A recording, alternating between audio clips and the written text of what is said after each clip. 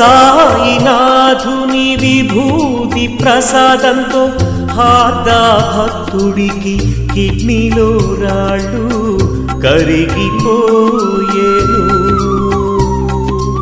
ఓం సాయి శ్రీ సాయి జయ జయ సాయి.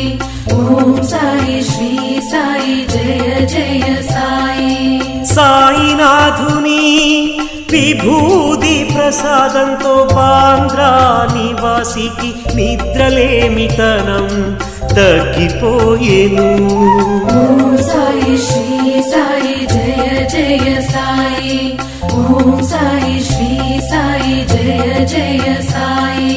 సాయినాథుని ప్రత్యక్ష ఆశీస్సులతో ఖపర్డే